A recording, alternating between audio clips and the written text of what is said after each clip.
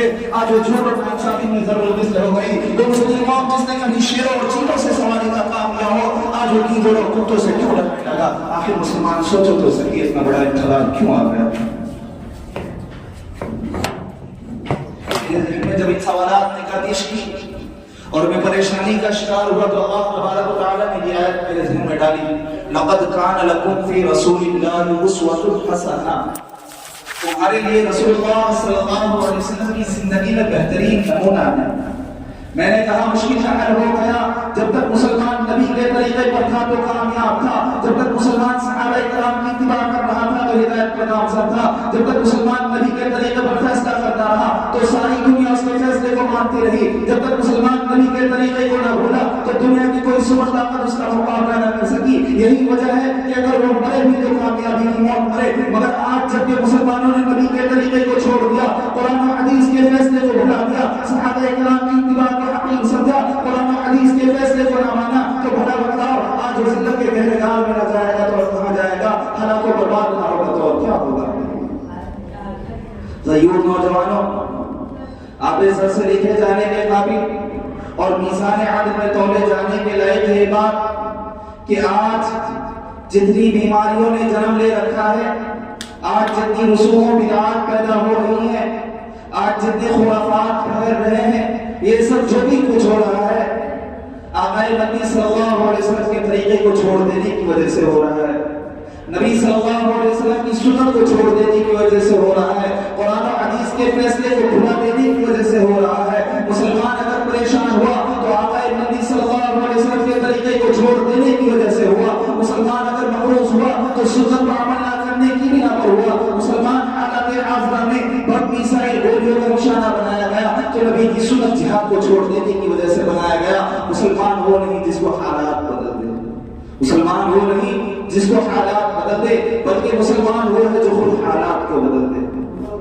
آج ہماری حالات کیا ہے کہ حالات نے ہمیں بدل دیا, لوگوں نے ہمیں بدل دیا, ہم جن کے ساتھ رہتے ہیں ان لوگوں نے ہمیں بدل دیا کہ ہمارا چلنا پھرنا اٹھنا بیٹھنا ایسے لوگوں کے ساتھ ہے کہ ان کی وجہ سے ہمارا رویہ بدل گیا, ہمارا اسلام بدل گیا, ہمارا دین بدل گیا, ہمارا مذہب بدل گیا, ہمارے جسم سے ہماری زندگی سے دین ختم ہو گیا.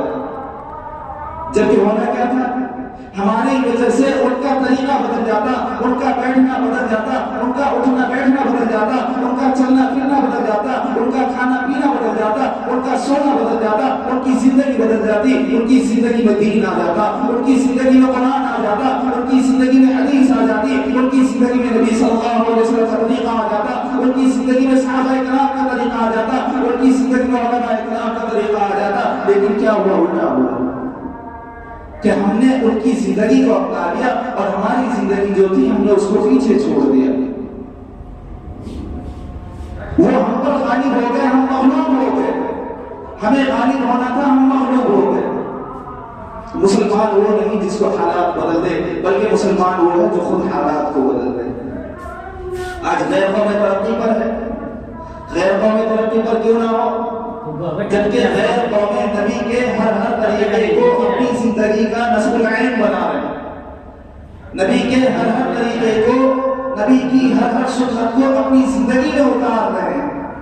وہ سنت سمجھ کر نہیں اتار رہے, وہ فوائد سمجھ کر اتار رہے ہیں. وہ اس چیز کو ڈاکٹری اعتبار سے کہ ڈاکٹر نے یہ فائدہ بتلایا اور نبی صلی اللہ علیہ وسلم کی سنت میں بھی یہ فائدہ ہے, اس اعتبار سے اس سنت کو فائدے کے اعتبار سے اپنی زندگی میں اتار رہے ہیں. اور حضور پاک صلی اللہ علیہ وسلم نے تقریباً آج سے 1500 سال پہلے جن چیزوں کو بتلایا تھا ان تمام چیزوں میں ڈاکٹری کے اعتبار سے بھی ہے. اللہ نے جن چیزوں کو بتلایا اس اعتبار میں فائدہ ہی فائدہ تھا, ان چیزوں کو ہم بھلا دیے اور یہود و نصارہ آج ان پر عمل کر رہے ہیں. ان کا عمل کرنا اس وجہ سے نہیں کہ نبی صلی اللہ علیہ وسلم نے ارشاد فرمایا اسٹیج پر عمل کر لو. نبی صلی اللہ علیہ وسلم نے کہا نماز پڑھ دو نماز پڑھے, وضو کرے تو وضو کرے, مسواک کرو تو مسواک کرے. وہ اس اعتبار سے نہیں کرتے. اور ہمیں تو نبی صلی اللہ علیہ وسلم نے یہ بھی کہا کہ نماز پڑھو, ہمیں تو نبی صلی اللہ علیہ وسلم نے یہ بھی کہا کہ مسواک کرو, نبی صلی اللہ علیہ وسلم نے ہمیں یہ بھی کہا کہ وضو کرو. نبی صلی اللہ علیہ وسلم نے اپنی زندگی میں جتنی بھی قول و فعل سنت کو بتایا وہ تمام چیزیں آج اگر ڈاکٹر ان پر ریسرچ کرے تو اس میں فائدہ ہی فائدہ نظر آئے گا، کہیں بھی نقصان نہیں ہے نظر آئے گا. اس لیے یہود نصارہ اس پر عمل کر رہے ہیں کہ اس میں فائدہ ہے نقصان نہیں ہے، اس لیے عمل کر لو. ثواب کی نیت نہیں ہے، لیکن ہم نے ان چیزوں کو بھلا دیا. آج انگریز جو مسواک کرنے سے بھاگا کرتے تھے، آج وہ بھی مسواک کیا کرتے ہیں. ایک ڈاکٹر کی ریسرچ ہے جو وہ کہتا ہے وضو کرنے سے، جب وضو کرنے کا گردن کا ہم مسح کرتے ہیں تو گردن کا مسح کرنے کی وجہ سے کبھی گردن میں کینسر نہیں ہو. نبی صلی اللہ علیہ وسلم نے آج سے 1500 سال پہلے ہمیں بتا دیا. ایک علماء کا واقعہ، ایک عالم کا واقعہ ہے کہ وہ ایئرپورٹ پر نماز ادا کر رہے تھے. کسی ڈاکٹر کا گزر وہاں سے ہوا، اس نے دیکھا اس شخص کو کہ وہ نماز پڑھ رہا ہے. کھڑے ہو کر دیکھ لیا کہ ارے یہ کر کیا رہا ہے. اسے نہیں معلوم کہ وہ نماز پڑھ رہا ہے. اس نے صرف اور صرف یہ دیکھا کہ یہ شخص کیا کر رہا ہے، کوئی بہت بہترین ورزش کر رہا ہے. جب اس نے اس شخص کو، اس عالم کو دیکھا کہ وہ نماز پڑھ رہا ہے اور اس نے دیکھ لیا، اس کے بعد پوچھا کہ صاحب آپ کر کیا رہے تھے، تو اس عالم نے بتایا کہ ہماری نماز ہے جو اللہ اور اس کے رسول نے ہمیں طریقہ بتایا، اس اعتبار سے میں نماز پڑھ رہا تھا. تو اس ڈاکٹر نے کہا کہ آپ کی نماز کے اندر مجھے ایسی ورزش دیکھی، میں نے ایسی ورزش دیکھی کہ دنیا کا کوئی شخص ایسی ورزش نہیں کر سکتا. تو ہماری نماز میں بھی تو ہماری ورزش ہے، غرض ہے کہ ہماری نماز اس طریقے کی ہو. آج ہم کیسی کیسی نہ جانے ورزشیں کرتے ہیں، لیکن اللہ تبارک و تعالیٰ نے جو طریقہ بتایا تعدیل ارکان کے ساتھ ہماری نماز ہونی چاہیے. ہم اگر اس اعتبار سے ہماری نماز بھی پڑھ لیں تو ہماری ورزش ہو جائے. وہ کہتے ہیں نا آم کا آم گٹھلی کے بھی دام، وہ والی بات ہو گئی کہ ہماری نماز بھی پڑھ لی، ہماری فرضیت بھی ادا کی ہو گئی، ہمیں ثواب بھی مل گیا اور ہمارے بدن کی ورزش بھی ہو گئی. ہم نے نماز پڑھنے سے پہلے وضو کیا. وضو کرنے کی وجہ سے جب دن میں 5 بار نماز پڑھتے ہیں، چہرے کو دھوتے ہیں، ہاتھ پیر کو دھوتے ہیں، تو اس دھونے کی وجہ سے گناہ تو صاف ہو ہی رہا ہے. اس دھونے کی وجہ سے، وضو کرنے کی وجہ سے تو گناہ صاف ہو ہی رہا ہے، ثواب مل ہی رہا ہے، لیکن چہرے کی رونق بڑھ جاتی ہے، چہرے پہ نورانیت آ جاتی ہے. یہ ایک الگ چیز ہے. گردن کا مسح کرنے کی وجہ سے ڈاکٹر کے مطابق گردن کے مسح کرنے کی وجہ سے کبھی گردن میں کینسر نہیں ہوتا. یہ بھی ایک فائدہ مل گیا. تو اس زندگی میں اللہ تبارک و تعالیٰ نے، حضور پاک صلی اللہ علیہ وسلم نے اپنی جتنی سنتیں بتائی اس پر اگر ہم عمل کر لیتے صرف اور صرف ثواب کی نیت سے کہ رسول اللہ صلی اللہ علیہ وسلم نے، ہمارے نبی نے ہمیں یہ طریقہ بتلایا، ہمیں یہ باتیں بتلائی، اس پر ہمیں عمل کرنا چاہیے تھا کہ میرا نبی بتا رہا ہے، میرے نبی کی سنت پہ اس پر ہم عمل کر لیتے تو ہمیں ثواب بھی مل جاتا، ہمارا کام بھی ہو جاتا. لیکن ہم نے ان تمام باتوں کو بھلا دیا، ختم کر دیا، جھٹلا دیا. اور آج انگریز، یہود و نصارہ ان باتوں پر عمل کر کے اپنی دنیا بنا رہے ہیں. آخرت کا نہیں کہہ سکتا. اپنی دنیا تو بنا رہے ہیں، آخرت کا نہیں کہہ سکتا کہ ان کی آخرت بن رہی ہے یا نہیں بن رہی. آج ہمیں راحت و آرام سے اتنی فرصت کہاں کہ کتابوں کا مطالعہ بھی کریں، ورنہ جدید سائنس اور سنت نبی جیسی کتابیں مل جائیں گی. اگر ہم ان کا مطالعہ کریں تو ہماری دنیا بھی بن جائے اور ہماری آخرت بھی بن جائے. آج نبی صلی اللہ علیہ وسلم کی سنتوں سے علاج کیا جا رہا ہے. رسول اللہ صلی اللہ علیہ وسلم نے ارشاد فرمایا انحقوا الشوارب واعفوا النعام، بچوں کو کترو اور گاڑی کو بڑھاؤ. مسلمانوں نے اس کا الٹا شروع کر دیا. رسول اللہ صلی اللہ علیہ وسلم نے ارشاد فرمایا افشوا السلام، سلام کو رواج دو. مسلمانوں نے اس کو بھلا دیا. رسول اللہ صلی اللہ علیہ وسلم نے ارشاد فرمایا فاتقوا الدنیا، دنیا کے پیچھے نہ پڑو. آج مسلمان دنیا کے پیچھے پڑا ہوا ہے. رسول اللہ صلی اللہ علیہ وسلم نے سنتوں سے علاج کر کے اپنے نبی کا دعوت کرنے والوں، آقا قائم کرنے والے کا ایک اور فرمان سن لے جاؤ. رسول اللہ صلی اللہ علیہ وسلم نے ارشاد فرمایا من رغب عن سنتی فلیس منی، کہ جس نے میری سنتوں سے اعراض کیا اس سے کہہ دو کہ وہ میری امت کی فہرست سے نکل جائے، جہاں چاہے جائے، جو یہودی بن جائے، نصرانی بن جائے. میں نے نبی سے پوچھا اے نبی آپ کا عاشق کون ہے، آپ کو کون پیار کرتا ہے؟ رسول اللہ صلی اللہ علیہ وسلم کی صرف سنتوں کا عمل کرنے والا عاشق نہیں کہ جس نے صرف داڑھی رکھ لیا وہ نبی کا عاشق ہے، بلکہ نبی صلی اللہ علیہ وسلم کا ارشاد ہے من احب سنتی فقد احبنی، کہ جس نے میری سنتوں سے پیار کیا وہ میرا عاشق ہے. کیا آج ہم اس کیٹیگری میں ہیں کہ ہم نبی صلی اللہ علیہ وسلم کی سنتوں کا عمل کر رہے ہیں؟ رسول اللہ صلی اللہ علیہ وسلم کی حدیث انحقوا الشوارب واعفوا اللحى، مونچھوں کو کترواؤ، داڑھی کو بڑھاؤ. آج ہم نے مونچھوں کو بڑھا لیا، داڑھی کو کتروا دیا. آج ہماری اسی مجلس میں بہت سارے آدمی ایسے ہوں گے، لوگ برا بھی مانتے اس چیزوں کو کہ کیوں دیا، کیوں نہ کہے، کیسے نہ کہے. ہماری ضرورت ہے کہ داڑھی رکھنا اسلام کا شعار ہے، اس سے ہماری پہچان ہوتی ہے. ہم نے اس چیز کو ختم کر دیا. رسول اللہ صلی اللہ علیہ وسلم نے ارشاد فرمایا انعقوا الشوارب واعفوا النعام، کہ داڑھی کو بڑھاؤ، مونچھوں کو کترواؤ. ہم نے اس کو الٹا کر دیا. پھر اس کے بعد ہم کہتے ہیں کہ ہم پر نہ جانے کیسی کیسی مصیبتیں آ رہی ہیں. ہم نے مصیبتوں کو تو خود دعوت دی ہے. رسول اللہ صلی اللہ علیہ وسلم کی سنتوں کو انکار کر کے، قرآن کا انکار کر کے، جب ہم نے ان چیزوں کا انکار کیا تو ہم پر مصیبتیں نہ آئے تو کیا آئے؟ رسول اللہ صلی اللہ علیہ وسلم نے ارشاد فرمایا افشوا السلام، سلام کا رواج دو. آج ہم نے سلام کو بھلا دیا. ایک دوسرے سے ملتے تو ہائے ہیلو کرتے، سلام کو ختم کر دیا. سب سے پہلا ہمارا کلام آج ہم نے انگریزوں کے طور طریق کو لے لیا. نبی صلی اللہ علیہ وسلم نے جو بتایا ہم نے اسے ختم کر دیا. کہ رسول اللہ صلی اللہ علیہ وسلم نے ارشاد فرمایا تھا کہ سب سے پہلی ہماری بات جو ہوگی سلام سے بات ہوگی، سلام کے بعد دوسری باتیں ہوگی. ہم نے سلام کو ہی ختم کر دیا اور دوسری باتوں کو لے آیا، ہائے ہیلو کو لے آیا، سلام کو ختم کر دیا ہم نے. رسول اللہ صلی اللہ علیہ وسلم نے ارشاد فرمایا فاتقوا الدنیا، دنیا سے بچو. آج ہم ساری کی ساری دنیا سب اس میں شامل ہے. میں بیان کر رہا ہوں، میں باتیں کر رہا ہوں تو میں بھی اس میں شامل، آپ سن رہے تو آپ بھی اس میں شامل. ہر آدمی اس میں شامل ہے کہ سب دنیا کے پیچھے پڑا ہوا ہے، سب دنیا کی رنگینیوں کے پیچھے پڑا ہوا ہے، سب دنیا کمانے کے پیچھے پڑا ہوا ہے. آخرت کی کسی کو فکر نہیں. مرنا ہے، مرنے کے بعد قیامت قائم ہوگی تو اس میں کیا کیا ہم سے پوچھا جائے گا، اس کی کسی کو فکر نہیں. جنت کی کسی کو فکر نہیں، جہنم کی کسی کو فکر نہیں. سب اس بات پر یقین کریے کہ اللہ تبارک و تعالیٰ غفور الرحیم ہے، اللہ تبارک و تعالیٰ معاف کر دے گا. صرف اسی کا عمل ہے. لیکن اس سے پہلے بھی تو اللہ تبارک و تعالیٰ قہار ہے، جبار ہے. اس میں بھی تو سوچنا ہوگا کہ ساری کی ساری دنیا فاتقوا الدنیا، دنیا کے پیچھے حضور پاک صلی اللہ علیہ وسلم نے قامت پڑھو تو ساری دنیا اس میں پڑی ہوئی ہے. ہم نے سب نے انکار کر دیا رسول اللہ صلی اللہ علیہ وسلم کی بات کا. سب دنیا کمانا، سب دنیا کمانا. جمعہ میں ساری امت جمع ہے، ظہر میں عصر میں ساری امت غائب ہو جائے گی، مغرب میں ساری امت غائب، عشاء میں ساری امت غائب، پھر جمعہ میں آ جائیں گے. اس جمعہ میں پھر بھی کم آدمی، ابھی الوداع کی جمعہ آ جائے، شب برات کی رات آ جائے، نہ جانے کہاں سے ساری امت اکٹھا ہو جاتی ہے.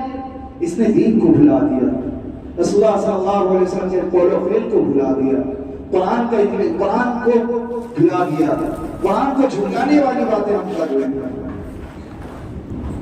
ان ساری باتوں کے بعد ہم کہتے ہیں کہ ہم پر مصیبتیں آتی ہیں. ہم نے تو قرآن کو بھلا دیا نا، ہم نے حدیث کو بھلا دیا نا، ہم نے تو نبی کے طریقے کو بھلا دیا، ہم نے صحابہ کرام کے طریقے کو بھلا دیا. کیا صحابہ کرام اسی طریقے سے پریشان رہا کرتے تھے؟ نہیں. صحابہ کرام بہت خوش تھے، ان کی زندگی بہت خوشحالی کی زندگی ہوا کرتی تھی. انہوں نے اپنی زندگی میں بہت ساری خوشیاں دیکھی، انہوں نے بہت مزے کی زندگی گزاری. کیوں؟ اس لیے کہ اللہ کے نبی محمد رسول اللہ صلی اللہ علیہ وسلم نے ان کی تربیت کی تھی.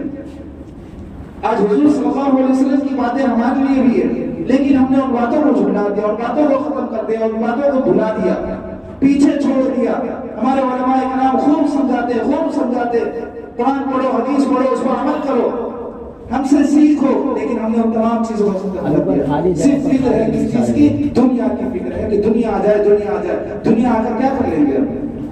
دنیا آئے گی، دنیا کو دنیا میں چھوڑ کے چلے جائیں گے. پھر دنیا میں رہنے والے اس دنیا کے مال کو کمائیں گے، کھائیں گے، پیئیں گے، عیش اڑائیں گے. آپ کا کیا ہوگا؟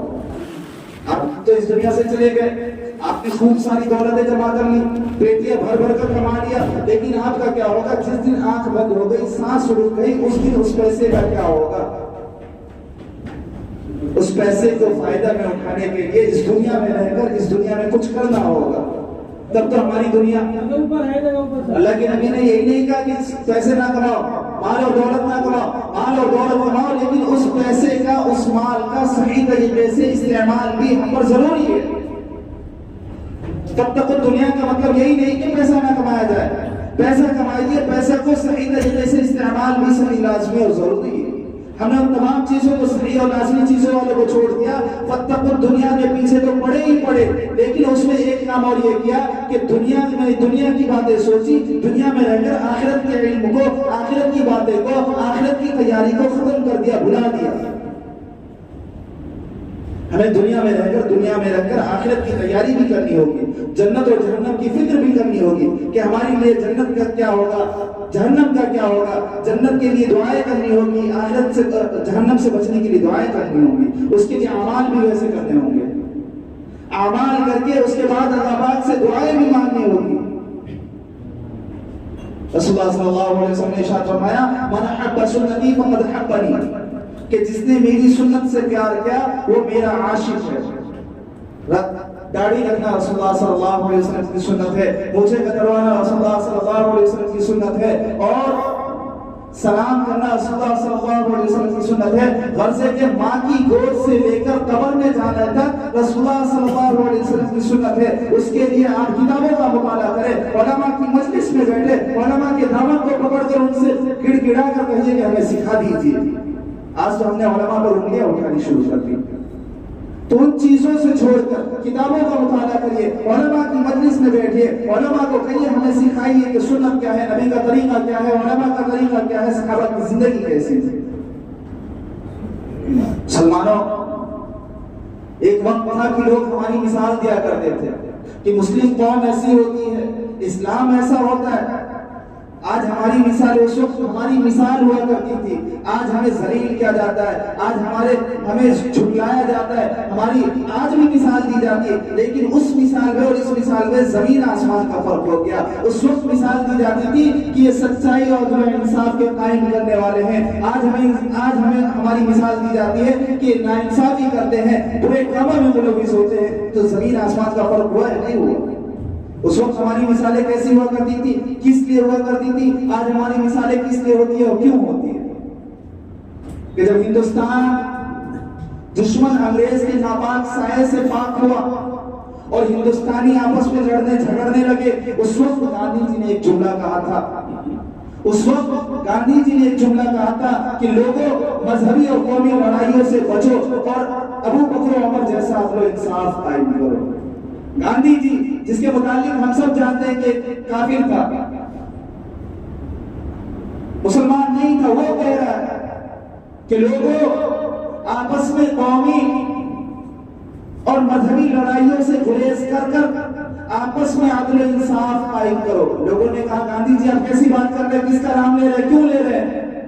گاندھی جی نے کہا تھا اے ہنود ہند کے لوگوں، میں کیا کروں، تم میں کوئی ایسی مثال نہیں ملتی، تم نے ایسا کوئی کام نہیں کیا کہ میں تمہاری مثال دوں۔ گاندھی جی نے اس وقت کہا تھا اس وقت کے ہندوؤں کو کہ میں کیا کروں، میں مجبور ہوں اس بات سے کہ میں تمہاری مثال دوں، کیونکہ تم ایسا کام نہیں کرتے کہ میں تمہاری مثال دوں، کہ تم نے ایسا کام کیا اور تمہاری وجہ سے اس طرح کا ہو رہا ہے۔ اس لیے گاندھی جی نے کہا تھا ابو بکر و عمر جیسا عدل و انصاف قائم کرو۔ اے مسلمانوں، افسوس ہم پر کہ ہماری مثالیں اس وقت سچائی اور عدل و انصاف میں دیا کرتی تھی۔ اس وقت کے یہود و نصارہ ہمارے پاس اپنے مقدمے لے کر آیا کرتے تھے تاکہ اس کو عدل و انصاف مل جائے، اس کا فیصلہ صحیح طریقے پر ہو جائے، لیکن آج ہماری مثال دی جاتی ہے جھوٹے اور ناانصافوں میں، برے کام کرنے والوں۔ آج ہم کہاں سے کہاں آ گئے؟ ہمیں اپنی زندگی کو سدھارنا پڑے گا، رسول اللہ صلی اللہ علیہ وسلم کے مطابق اپنی زندگی گزارنی ہوگی، قرآن کریم کو پڑھ کر اس پر عمل کرنے والا بننا ہوگا، اپنی دنیا بنانی ہوگی، اپنی آخرت بھی بنانی پڑے گی۔ ایک واقعہ یاد آتا ہے، ایک شخص تھا کہیں مزدوری کیا کرتا تھا، وہ شخص اپنے گھر سے کافی دور تھا، کام کرتا تھا، کام کرنے کے بعد جو اسے ماہانہ پیسے ملا کرتے تھے، کچھ پیسوں کو وہ رکھتا تھا اور کچھ پیسے کو اپنے خرچے کے علاوہ مالک کو ہی جمع کر دیا کرتا تھا، اس نیت سے کہ میں جب گھر جاؤں گا یہ پیسے مالک سے لے کر اپنے گھر چلا جاؤں گا۔ وہ مزدور مہینہ ملنے کے بعد کچھ پیسوں کو جو خود کے اخراجات ہیں اس کے لیے رکھ لیتا تھا اپنی ضرورت کے لیے، اور باقی پیسے کو اپنے مالک کے پاس جمع کر دیتا تھا کہ مالک جب میں گھر جاؤں گا مجھے یہ رقم دے دینا تاکہ میں ایک ساتھ لے کر گھر چلا جاؤں گا۔ وہ کافی سالوں تک، کافی مہینوں تک پیسہ جمع کرتا رہا، ایک عرصہ گزر گیا، ایک لمبی مدت گزر گئی، تو جب وہ گھر آنے کا ارادہ کیا تو اس نے اپنے مالک سے جا کر کہا کہ مالک میرا جتنا پیسہ ہے مجھے دے دیجئے تاکہ میں اپنے گھر چلا جاؤں۔ ایک اچھی خاصی رقم ہونے کے بعد اس کے مالک کی نیت بدل گئی، اس کے دل میں کھوٹ پیدا ہو گیا اور اس نے اس پیسے کو ہضم کرنے چاہیے۔ اور اس مزدور نے جب مالک سے پیسہ مانگا تو اس کے مالک نے انکار کر دیا، میرے پاس تیرا کوئی پیسہ نہیں۔ اس مزدور کو اس کے مالک نے انکار کر دیا، میرے پاس کوئی پیسہ نہیں۔ اب تو اس کی زمین کے پیروں کے نیچے سے زمین کھسک گئی کہ میری اتنی اچھی خاصی رقم، اتنی موٹی رقم جو میں نے بڑی شدت سے انتظام کر کے رکھا تھا، اپنے بڑے اطمینان کے ساتھ آپ کے پاس رکھا تھا، اس کو آپ نے ہضم کرنے کا سوچ لیا۔ اب وہ کرے تو کیا کرے؟ ایک غریب مزدور کر کیا سکتا ہے ایک پاورفل آدمی کے سامنے؟ خوب رویا، گڑ گڑایا کہ مالک میرا پیسہ تھا، آپ کے پاس تھا، اس طریقے سے میں نے جمع کیا، مجھے وہ پیسہ دے دیجئے۔ لیکن مالک ایک بات پر ڈٹا رہا کہ میرے پاس تیرا کوئی پیسہ نہیں۔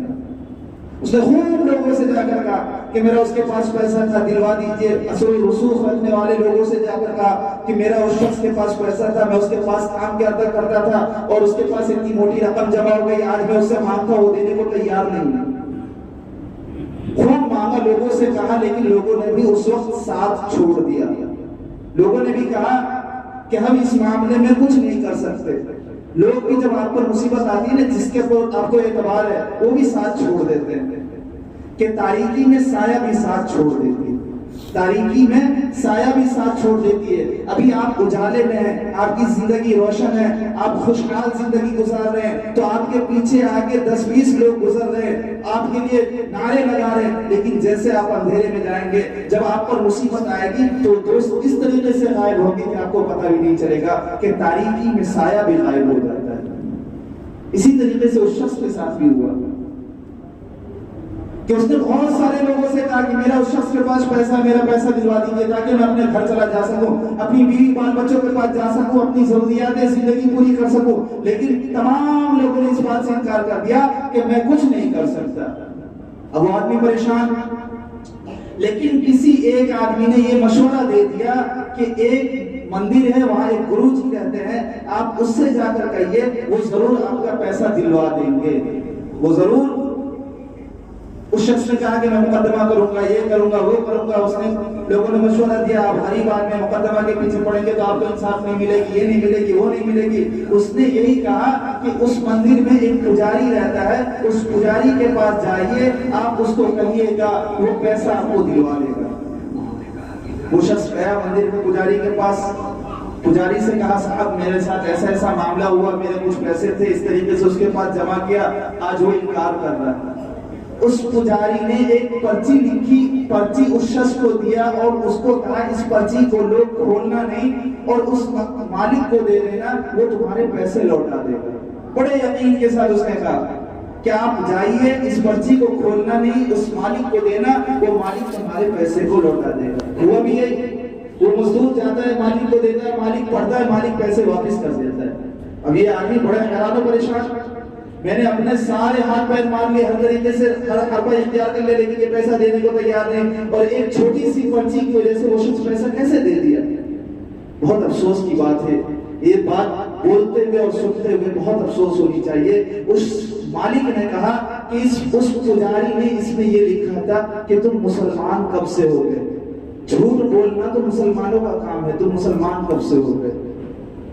وہ آدمی ہمکا بکا رہ گیا مالک کہ مجھے کہہ رہا مسلمان کب سے ہو گئے، میں جھوٹ بولنے لگا۔ اس نے فوراً پیسہ دے دیا کہ بھائی میں مسلمان نہیں ہوا، میں مسلمان نہیں ہوا، یہ پیسے لے جا تو، میں مسلمان نہیں ہوں۔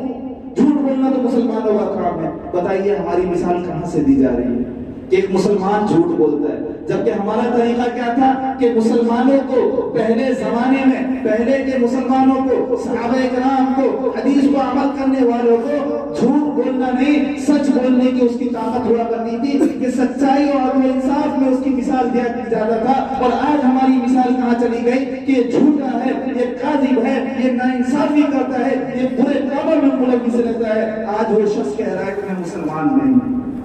تو ہماری یہی حالت ہونی چاہیے تھی کہ ہم قرآن اور حدیث کو بھلا دیں۔ مسلمانوں اس وقت کو یاد کرو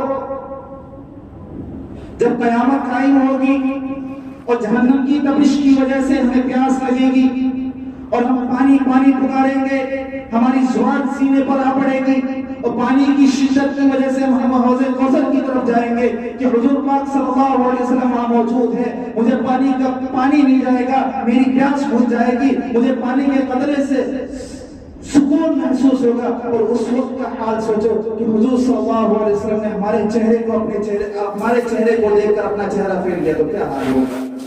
حضور نے کہہ دیا کہ میرے متبعین میں سے نہیں ہے، اس وقت ہمارا کیا حال ہوگا کہ پانی پانی پکار رہے ہیں، پانی کی شدت کی وجہ سے ہماری زبان سینے پر آ پڑی ہے اور حضور نے بھی چہرہ پھیر لیا، تو اب کیا ہوگا؟ اب صرف یہی ہوگا کہ ہم جہنم میں جائیں گے، فرشتوں کی مار ہم پر پڑے گی، اس کے علاوہ اور کچھ نہیں ہوگا کہ میرا نبی بھی مجھ سے ناراض ہو گیا، اب کیا ہوگا؟